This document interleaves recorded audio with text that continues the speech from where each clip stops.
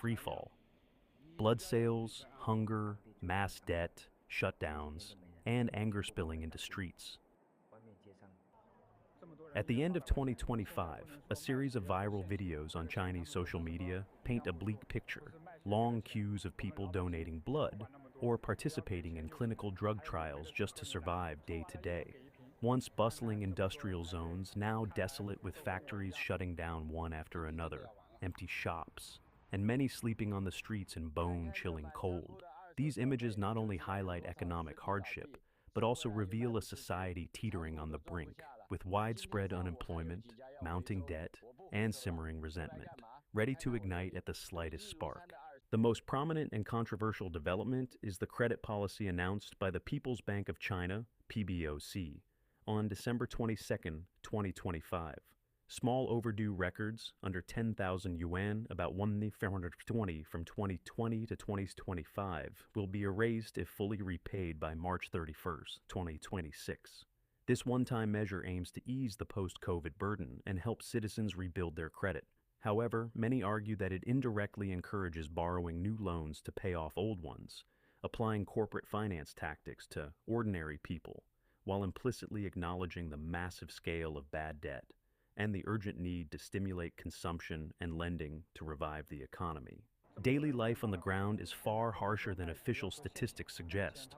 Desperate poverty drives people to donate blood for 800 yuan, about 113.6 per session, euphemistically called a nutrition subsidy, or join drug trials lasting 7 to 10 days for 8,000 to 12,000 yuan, about 1,120 to 1,1900, with entire buses packed full of participants.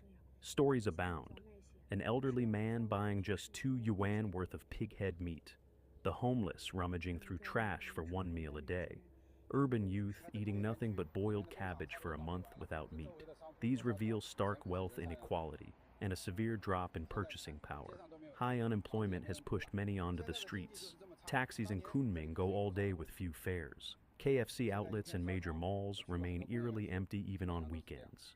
Even more alarming is the retaliatory wave of factory closures following years of inventory buildup and order shortages.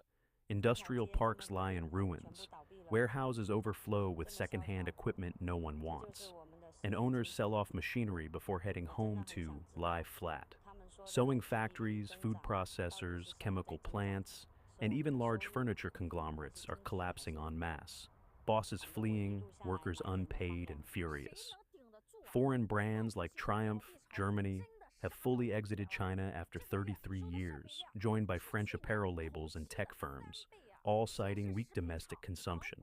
Authorities report around 5% GDP growth, yet the reality is nothing but desolation along the roads. Fixed asset investment has plunged sharply, the first such decline since the 1980s, while the property crisis drags on, and exports, despite a strong first half, face U.S. tariff pressures. Society is tense. Resentment from crashing stocks, unpayable debts, and joblessness fuels random violence, such as stabbings or vehicles plowing into crowds. With Lunar New Year approaching, people are urged to stay calm, remembering that those wearing shoes fear the barefoot. These personal stories add deeper heartache. A father unemployed while caring for his second child at home. A shop owner who invested hundreds of thousands only to close and subsist on vegetable soup. Farmers left without grain for winter after mill owners absconded. Even robots are unemployed, and barbecue stalls fail to sell a single skewer. Overall, by late 2025, China faces a profound real economy crisis. Official figures show growth, but ordinary citizens and small businesses are exhausted. Stimulus policies have yet to revive domestic demand, while social risks mount. Without bold reforms, the worst year since the pandemic risks extending into 2026, demanding a decisive shift from investment-driven to sustainable consumption-led growth.